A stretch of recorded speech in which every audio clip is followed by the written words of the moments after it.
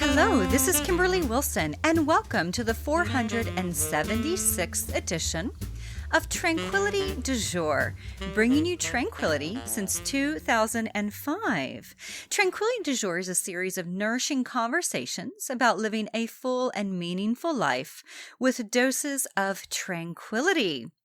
Now, in this week's edition, I share a peek into my 2019 review process, my 2020 dreams. I'm also going to share my go-to planning process, how I strive to, initially I wrote how I stay organized, and I was like, how I strive to stay organized, and then what's most on my mind lately.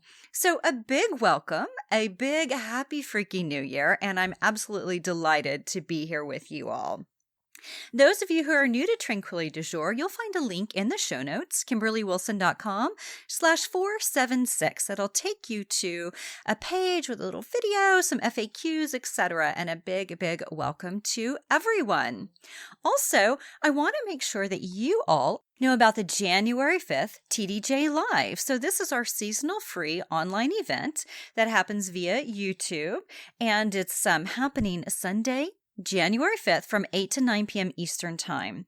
And there's a link to sign up for this also in the show notes. And you're going to get this really gorgeous 16-page workbook that goes along with it. We'll be tapping into the various 6 tenets of Tranquility du Jour, and also just really kind of setting up our year for success and outlining what it is we want.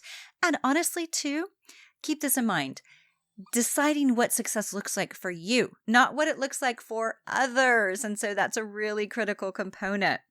The other thing that is happening, May 30th through June 5th, I am taking a group of lovely ladies to Provence, and we have 2 rooms left. Paris sold out in minutes. But if you would like to join us for Provence, we have 2 rooms left and would love to have you. And it's at a private villa nestled in the south of France between Nice and Marseille. One other thing that's happening that I'm super excited to share is a e-course flash sale. So for the past decade, yes, these e-courses range from 2010 to my goodness, when was the last one? Probably 16. So a decade's worth of e-courses from, the past many, many years that I have created these 6 e-courses. And I'm going to be removing them at some point in January. And before I do, I wanted to offer a bundle sale, kind of like a flash sale of all of them for $99. So the value of them is $300 and almost $50. And yet for this flash sale, they're going to be $99. You can find it at kimberlywilson.com/bundle.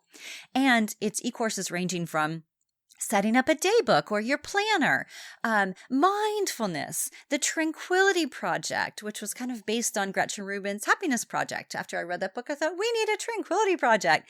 So I created that, the Tranquilista Lifestyle, based on the book Tranquilista, my most popular one, Creative and Conscious Business. And and so I think you would love these. And even if you just would like 1 or 2 of them, it's a wonderful value. And again, you can find that at kimberlywilson.com/bundle, and I will have a link in the show notes. All right, so let's dive in. Year in review. So this is something I like to do annually. And I also do it around my birthday, which is middle of the year, June 30th. And so it's a nice way to kind of do a little mid-year reflection that's somewhat forced because that's when my birthday falls. And it really is a nice time to do this sort of kind of looking back. So I do something very similar to what I'm going to describe now. And I also will have a link in the show notes to my year in review that I did last week over the holiday week. And what I do is I'll go through my planner, photos, and look and see, and then also really I start with memory first, and then I go into planner and photos. And sometimes I'll be like, oh my gosh, I can't believe I forgot that.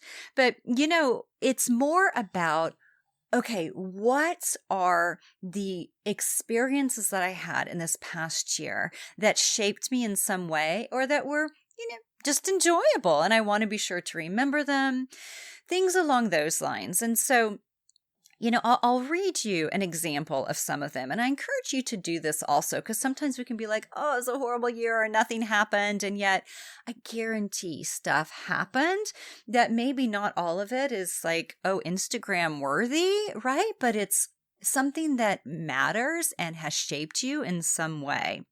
So the first thing that I wrote, which I thought this was interesting, that this was the first thing that came to mind, is performed in a Washington Ballet summer boot camp recital. And I have recital because I think it was 55 seconds. Like, it was so fast.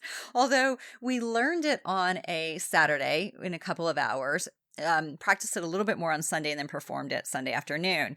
And so we had maybe a total of 2 or 3 hours to prepare for this. Anyway, it was like such a highlight of my year. And then I go on to things like hosting a week-long retreat in Tuscany, being with my parents who had never been to Italy and taking them to Venice with Tim also, releasing my 6th book, Year of Tranquility.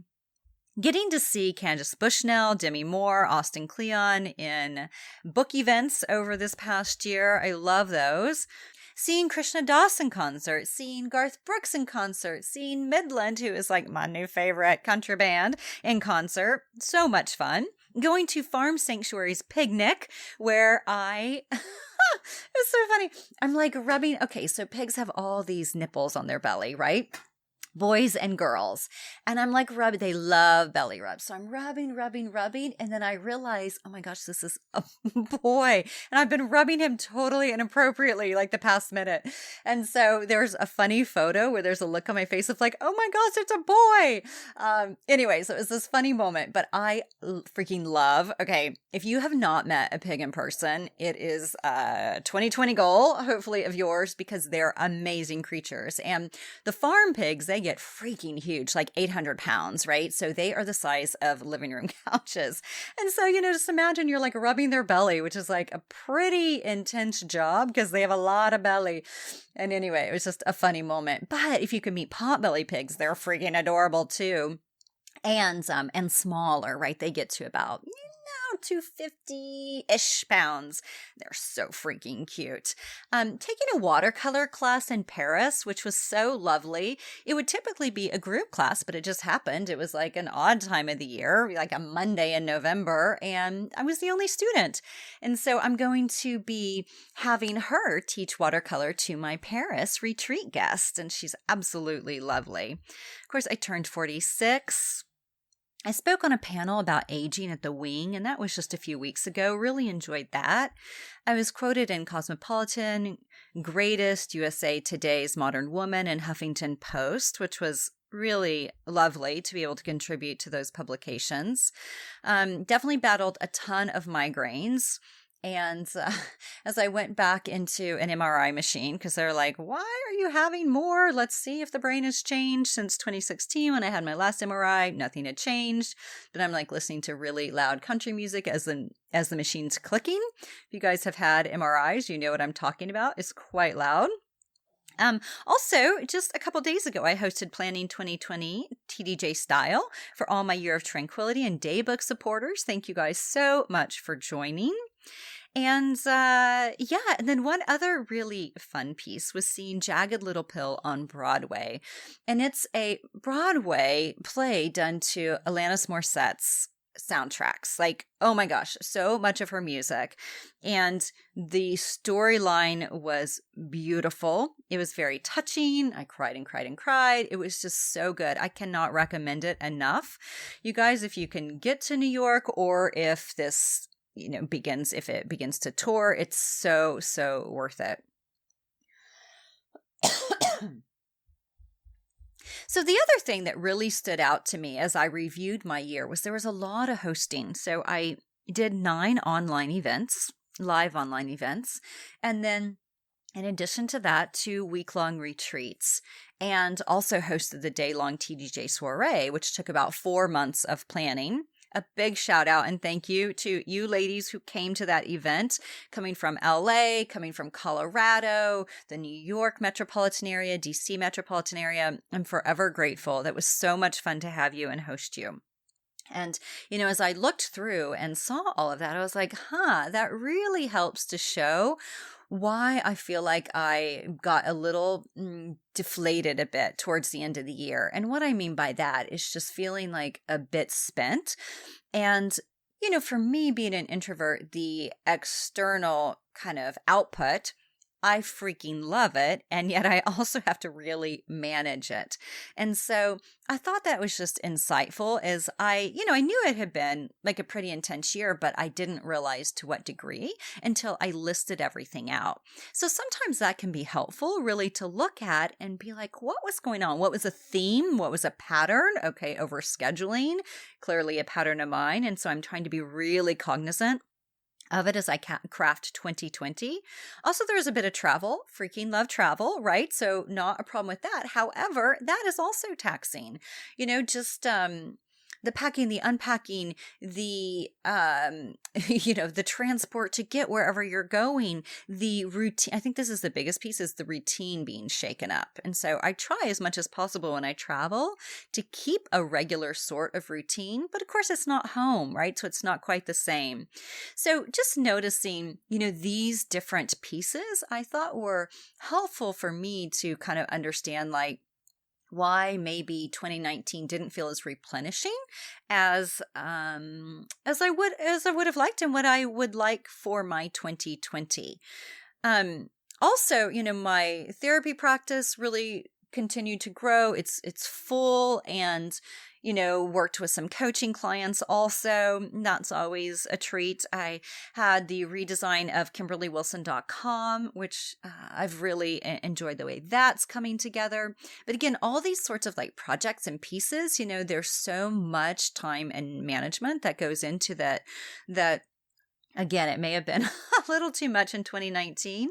So one thing that I've tried to be really cognizant of in 2020 is I only have one retreat.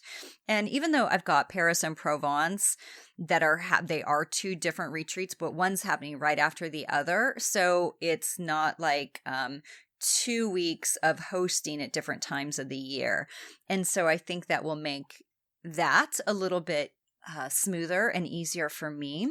So, just some things that, and that's all that I'm doing in 2020. That's all I've scheduled. I don't have a TDJ soiree planned.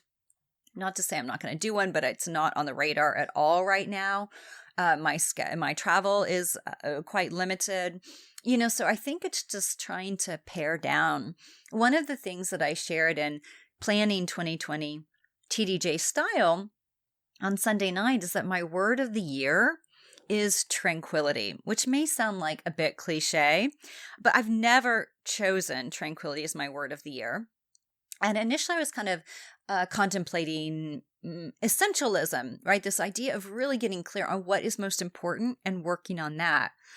And I was talking to Tim about it and he was like, well, what about tranquility? And I was like, oh my gosh, that's so obvious. And yet, I hadn't really honed in on that because I have all these great tools. And I have, this whole kind of theme and thread that I've woven throughout my entire life. And it's okay, how can I embody this even more? I mean, let's be honest, we can never have too much tranquility. And so that is my word of the year. So really thinking before I take things on, okay, what is it that would most connect me to a sense of tranquility right now? So for example, after I finish this podcast, I plan to soak in the tub before I go and teach my New Year's Eve mini retreat to 35 amazing beings at Tranquil Space / Yoga Work. So it's something that I do annually. And, I know that I'm going to need that little bit of grounding space beforehand. I'll probably practice some yoga also and soak in the tub. I mean, that's going to be my big kind of gift to myself. So, thinking about okay, what is it I need if I am doing a lot of output? How can I make sure I'm getting input? And I hope this resonates with you, even if you're I'm more extroverted or what have you. I love output. Just making sure that we have that continual input, I think is so, so important. And it was also interesting to look at and recognize, okay, what did I miss this year? What were the things that were pretty important to me and yet I didn't touch? And I'll say one is getting a book proposal to my agent. That's been on my radar for a while and I have been working on it for a while. And yet this past year, I did not. Now I did release the Daybook in Year of Tranquility. So it's not like I wasn't writing, but I haven't been working on this project. And that bothers me. And that's something that I'm like, okay, I need to really break that open again. And so that's definitely a 2020 dream and plan. Another thing that I didn't do was submitting to some publications. And, the thing about Bella Grace, I just love the magazine, and I had the deadlines in my planner, right? So they were obvious. And yet, they were usually on a Sunday, and I'd look at my planner. I'd notice maybe on, earlier in the week, oh, okay, it's due on Sunday. Okay, I'll put it down to write it on Saturday. No, not going to get to it. And then I wouldn't do it. Okay, not the end of the world, but it is something that I thought that I wanted to do at the beginning of the year. And so again, I'm going to carry this over into 2020 and see what I can do to make this more of a priority. I mean, one of the other big things that I thought was interesting is that I fell in love with jazz. So tonight for New Year's Eve, we're going to go to the Kennedy Center to hear jazz with someone who's considered jazz royalty. Of course, I cannot even remember his name, but I'm sure he will be amazing. I'm really excited. Even though I love jazz, I know just a smidgen about it, and I'm excited to be exposed to it more. So that was kind of a big new thing for me.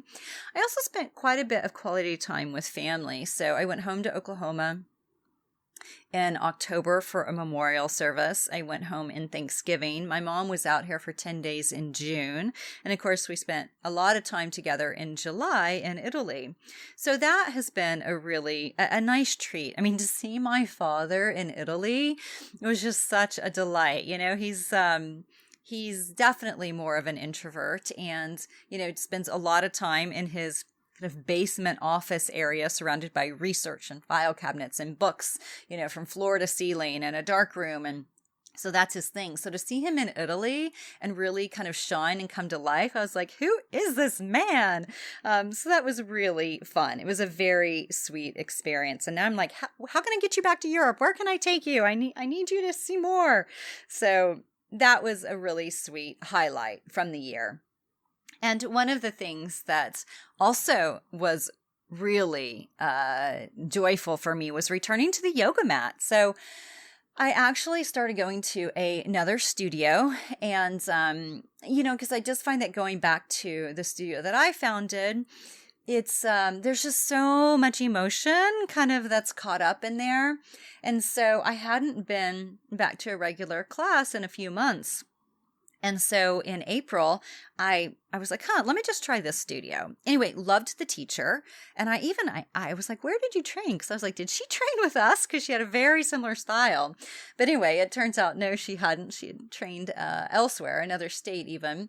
And I go to her classes 2 times a week now. And that's been a real delight to find, a studio where it's like I feel anonymous, and I just love to go in and have my 50 minutes, 5-0, afternoon kind of lunchtime practice. And it's just a wonderful kind of setup for the day. And since I'm always in yoga clothes, pretty much, like even yesterday in those sparkly pants that you see in the show notes, I actually had my yoga pants under it and then a 2-in-1 fitted top under my sweatshirt. So I wore that same outfit, went to yoga class, just took off the top layers, and then, put the sparkly pants back on, and then went to high tea. So it's fun how it's like how the Tranquility clothing line transitions so smoothly. Anyway, so that's kind of 2019 in a nutshell, and what I'm conscious of as I look ahead. I thought some of the numbers were interesting too. Things like I took 70 ballet classes, and you're like, how do you know that? I went back into the Washington Ballet, the back system, to count them up, released 39 podcast episodes, took 73 yoga classes, which is amazing, I thought. I mean, would love to have more, really would like to be taking 5 classes a week of yoga and or ballet. And then release 9 Tea with Kimberly videos. I want to keep those up and have them coming to you ideally every other week. That's a goal for mine in 2020. And then I read 26 books, and I may even finish 27th by the end of today, which is Twyla Tharp's new book, and it's about aging, and it's so freaking good. Oh, Brandon Marsalis, that's who I'm seeing tonight at the Kennedy Center, by the way. Branford Marsalis, that's who I am seeing tonight at the Kennedy Center, and so excited about. So that kind of, ties up the year in review in a nutshell. And as I look ahead to 2020 dreams, what's interesting is I have written them out and I still want to flush them out before I put them into my daybook. So in the daybook and in Year of Tranquility, there's all sorts of lists and things as we do our year's planning. And I'm just opening mine. To give an example, there's a start and stop list, what I want more of and less of in the year, 10 places I want to visit, 24 books I want to read, 30 experiences I want to have. And, for me, like experiences, I wrote time in the woods, campfire, road trip, live jazz. And, of course, writing your year's dreams. I also have like a year's layout and then writing a letter to your future self. So picture yourself a year from today having accomplished or having taken steps toward accomplishing your year's dreams. How do you feel? Where are you? What are you doing? What are you eating? Who are you with? What are you wearing? And then pen a letter to yourself to open a year from now and write it in the present tense. For example, I'm so glad you made self-care a priority this year. You're now sleeping through the night, eating more whole foods, doing yoga 3 times a week, blah, blah, blah. So that's a really fun exercise too with regard to kind of planning your year ahead. And so for me, some of the things that I have is plants. Okay, eating more and more plants. I've been really doing my best and trying hard to cut more sugar out of my diet. I kind of went a bit rogue in the fall and I feel it. And so trying to get better about that. Proposal to my agent, Tranquility Salon 2.0.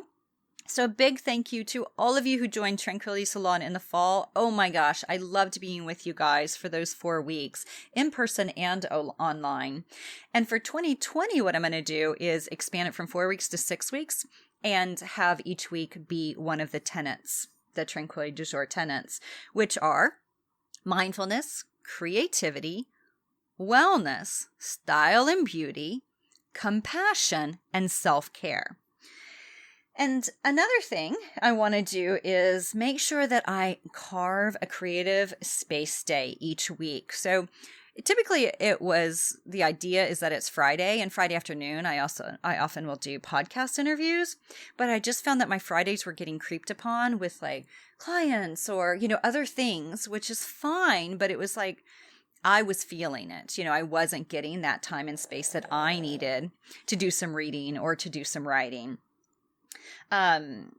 Creating an editorial calendar. I really want to increase the awareness of Pigs and Pugs project. Like the work that we're doing with this project is so important to me. And I feel like we're just scratching the surface and I want to do more with it. I want to get more donations. I want to give more donations. So what we do is we give micro grants to pug rescues and pig sanctuaries in need. And let me just tell you, they're constantly in need. And I'll tell you, one of the last ones that I gave was to a pig sanctuary. 2 babies, probably more, but two survived, had been born on a transport truck of pigs en route to slaughter. So they were slaughtering a pregnant mom with babies inside. So she gives birth on the truck, the transport truck. They usually have like a litter of like 8-ish, but only 2 were, still alive by the time the truck got to the slaughterhouse. And some kind soul called the pig sanctuary, right? So, they had these newborns, who had been somewhat traumatized because, there's these trucks are filled with pigs, and traumatized is saying that, they weren't in a setting, right, conducive to a newborn.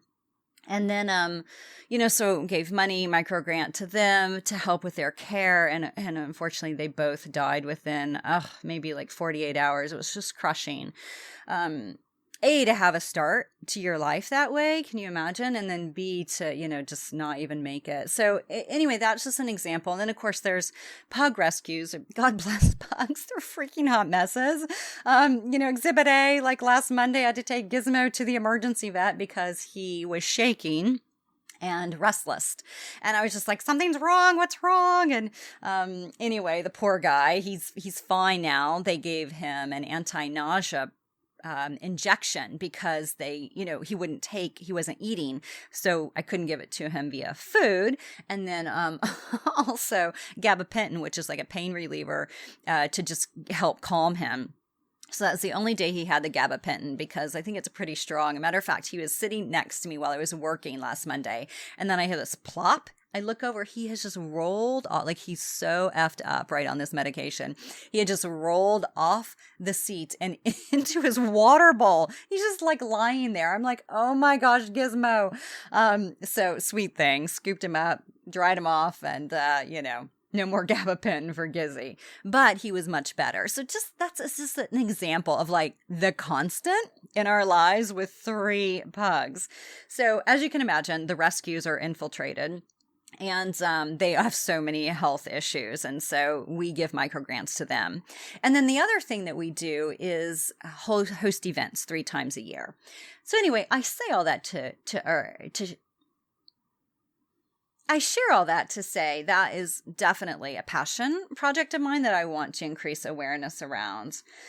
And I really want to do daily reading and writing, and I want to do weekly artist dates. I want to make sure those are happening. So those are kind of the bigger picture 2020 things. Another thing is just to continue growing as a therapist. I'm constantly taking continuing education. I freaking love it. I feel like I could just go to school full time and I would be happy as a clam. So that's kind of 2020 in a nutshell. And whenever I, mentioned earlier at the start of this episode that I wanted to share kind of my go-to planning process, as I described on Sunday night to the TDJ style planning group, I see this kind of as a funnel, right? So the top part is the annual. These are like your year streams. These are like what you want to manifest, kind of big picture. And then it just keeps funneling down, right? So from there, we go into seasons, we go into months, weeks, and days. And I have tranquility tools for each of those except for annual. And I was thinking we have 32 tranquility tools. And just listeners, so that you can download this and a sampler of a lot of what I'm talking about on the homepage of KimberlyWilson.com. So if you scroll down towards the bottom, there's a sweet little box and it says crave more tranquility. I know. Of course you do. We all do. Grab my Tranquility du Jour sampler and learn ways to find balance, create routines, and pursue your dreams. And so you can download it right there. And it gives you a peek into all of these tools. And the only thing I don't have tools for, and I was thinking as I was preparing on Sunday night, is for annual. So I've got daily, weekly, monthly, seasonal. I'm like, I need to do annual tranquility tools. So I'm going to probably pull that together. And then there will be not just 32, but 40 tranquility tools. So anyway, watch for that. But in the interim, these are ideas on how do you look kind of at your bigger picture and then make sure it's funneled down into your daily life. And, there's this great quote that I love sharing by Annie Dillard that says, how we spend our days is, of course, how we spend our lives.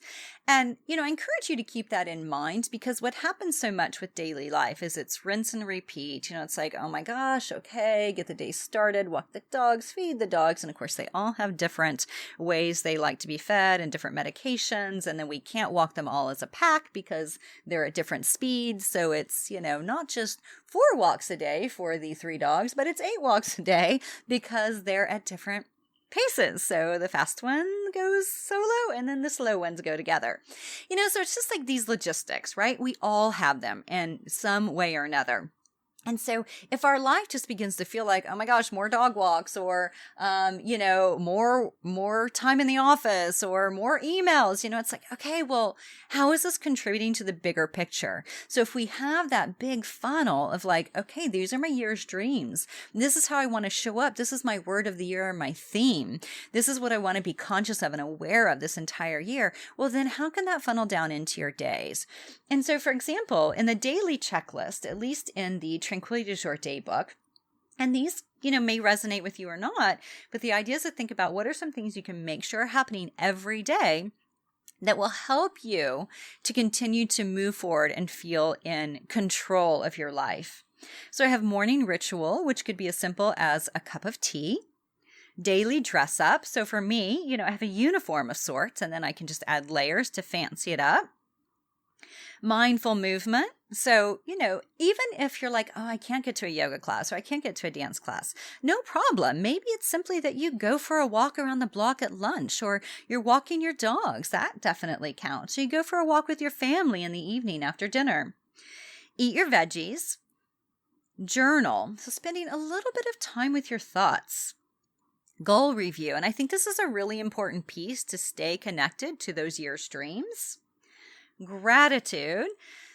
An evening ritual. And the reason about gratitude, and I know you guys know the studies of how it shows that people who are more grateful are happier, et cetera, et cetera.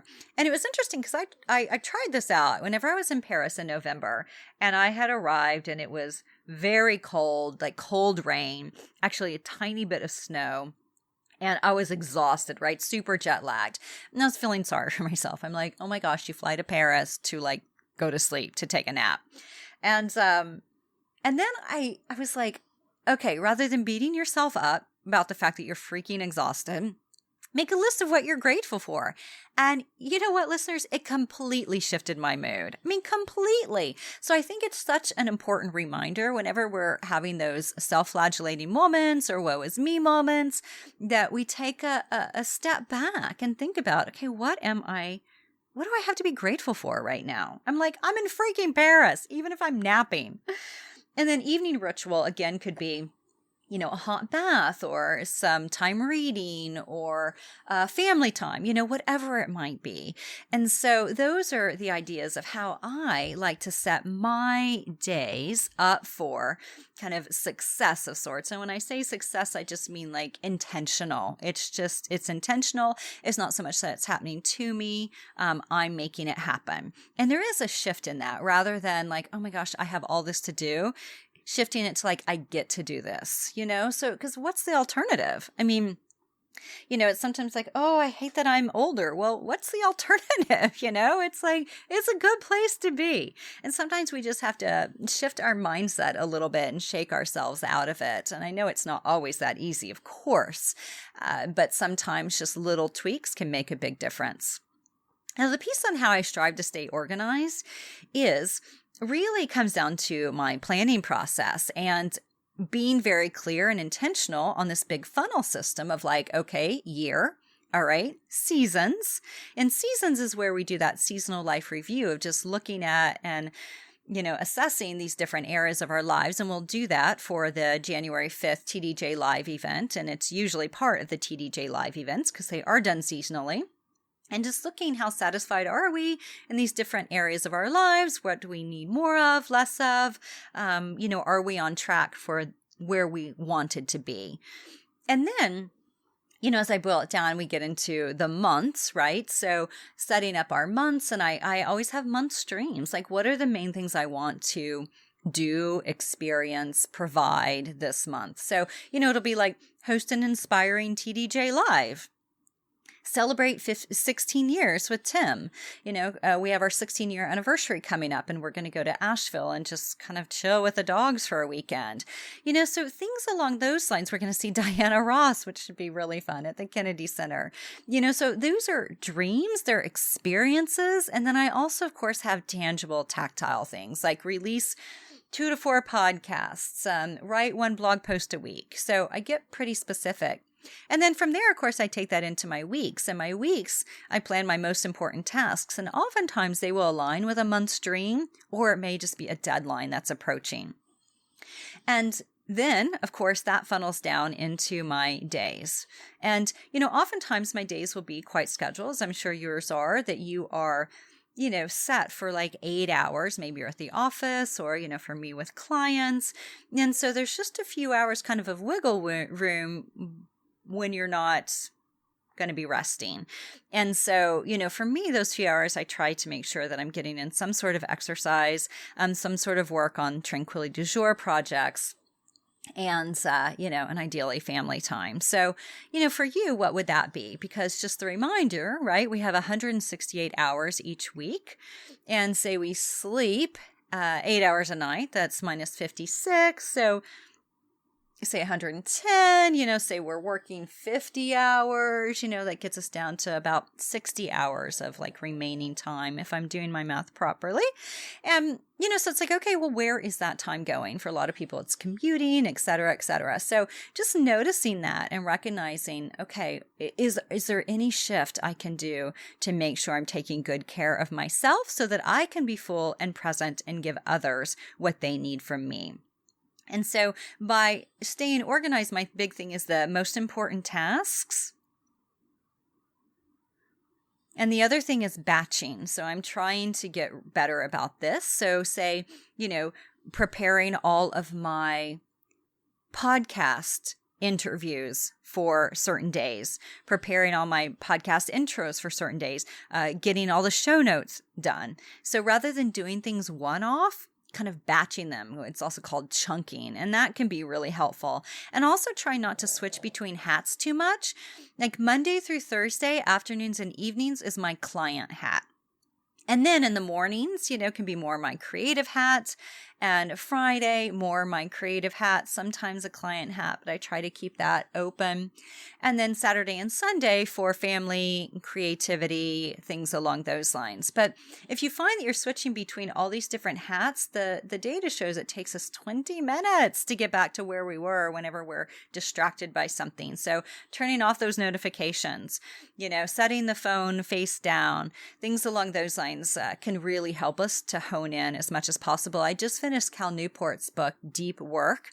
Do recommend that. And over the fall, I finished Digital Minimalism. Very good. 2 great books that he's written that will give you some ideas with this. And also, of course, Essentialism. If you haven't read that, highly recommend it. And then the last piece I wanted to mention is kind of what's most on my mind lately. And I mentioned earlier that I'd spoken on a panel about wellness for women over 40. And that was in December earlier this month. And, the piece that really stood out is I think like how isolating it can be as we age and we recognize that things just are different. I mean, I'll tell you, if I sit for 45 minutes, an hour, and then I stand up, it takes me a while to get going. I'm like, oh my goodness, what is happening to me? Of course, and when I was younger, I just spring right up. And now it's like, ooh, okay, let me just kind of slowly get up and get going. It's really interesting, like all these shifts. And it's funny because Twyla Tharp talks about it in her latest book, which I forget what it's called, Get It Moving or something like that. I'll put a link to it in the show notes. But, she's freaking 78. So it's important, right, that we keep moving our body, even though it may not be as easy as it used to be. And so I'd say the thing that's kind of most on my mind lately is how to age gracefully and also to not feel like my ship has sailed, okay, in mid-40s, and to be like, oh, well, I don't have as much time left probably as I've lived. And that can be a bit kind of shocking and jarring. And, it's like looking at, okay, well, what is it I want my legacy to be? When I was in my 30s, the world was my oyster. I just felt like everything was possible. Now in my mid to late 40s, I'm kind of like, I don't know. There's an adjusting of expectations and getting comfortable with that, tweaking it, and then also though still staying optimistic about possibility. So I'd say that's kind of where I am, and maybe I will do some writing about that, because one of the things that we talked about whenever I'd hosted Hip Tranquil Chick's 13th birthday party in November, so a lot of you were like, and I kind of joked about, oh, what about a book called Hip Tranquil Chick Grows Up? And it wouldn't be that, but kind of that idea. And a lot of you kind of in the Gen X sort of range were like, oh my gosh, yes. And so, that might be an area that I kind of move into exploring a bit, because I think that, we as middle-aged women, can begin to feel somewhat, I don't know, like isolated or not seen. I noticed that just, not, it's like I'm now ma'am, right? And I'm just not looked at the way I was when I was in my 30s. Okay, so not a huge deal, but you notice it. And it's funny too, at this studio I've been going to, like sometimes I'm the oldest person in the room. I'm so not used to that. And I will say, during my yoga studio days, I never looked at people and were like, oh, they're the oldest person in the room. Like I never noticed. But when you are, or the youngest, you can feel a little like, do I belong here? And so I think there's a lot of exploring to be done there. And anyway, so that's what's most on my mind lately. The energy shifts, the hot flashes, like even in the dead of winter, I'm now sleeping. I've got a window right above my bed. I'm now sleeping with it cracked a few inches because I love that cold, fresh air, even though the heater is going. It just makes a difference to me. So, there's just all these like hormonal, physical, emotional shifts and how to weather those in a way that is ideally as tranquil as possible. So that's just a little wrap up for me. Year in review. A peek into my 2019 review, a little peek into my 2020 dreams as they continue to be sussed out, my go-to planning process, again, think of that funnel, how I stay organized. The most important piece, I think, is batching, chunking, hats, not switching those, or switching them intentionally, not going back and forth between them a lot. And then also the most important tasks, setting those. And then what's most on my mind lately, I don't know if aging gracefully is quite the right phrase, but aging in general. So I hope this has been helpful and useful to you. And I'd love to hear kind of what you think, what your thoughts are. How's your year in review going? What are you excited about for 2020? What's your word of the year? And definitely join us Sunday night. Again, you can sign up for this. I've got a link to it in the show notes. And then also, of course, you can find it at KimberlyWilson.com. And it's TDJ Live. And I wanted to ask a favor, too, if you would be willing to take a few minutes to pen a review of this podcast on iTunes or any of my books on Amazon or Goodreads. I have a link to these in the show notes, and I would be so very grateful. And the fun thing is, too, is if you do it and then you send me a link to it with your snail mail address, I will send you a sparkly Paris postcard. And when I say sparkly, there is actual glitter on the freaking postcard. And let's be honest, who does not love snail mail? Also, if you want to sign up or subscribe to this podcast, you can do so in Spotify, Apple Podcast, Overcast, however you like to listen. I have links to those in the show notes. Reminder, we do have an app for Tranquility du Jour that's good for iPhones and Androids. Link to that in the show notes. Also, sign up for Love Notes. So I love to send love, and I send that ideally weekly, but it's more like every other week right now. But my goal is weekly in 2020. And it also gives you access to exclusive content, personal updates, giveaways, etc. There's also a link to my 6 books, 2 of which I mentioned in particular, Year of Tranquility and Tranquility du Jour Daybook, which have all the systems I use to set my year up. And then, of course, you can find me on Facebook, Instagram, and YouTube. And then there's also a link to my locally sewn, eco-friendly clothing line, Tranquility. So thank you guys so much for tuning in. I wish you a delightful, phenomenal, joyful launch into the new year. And I also encourage you to make it as nourishing and gentle as possible. And know that your life does not need to look like the lives on Instagram. And it's really all about creating and carving your own path, your own unique journey in this world. Delighted to be here with you, and I can't wait to see you on Sunday. Namaste.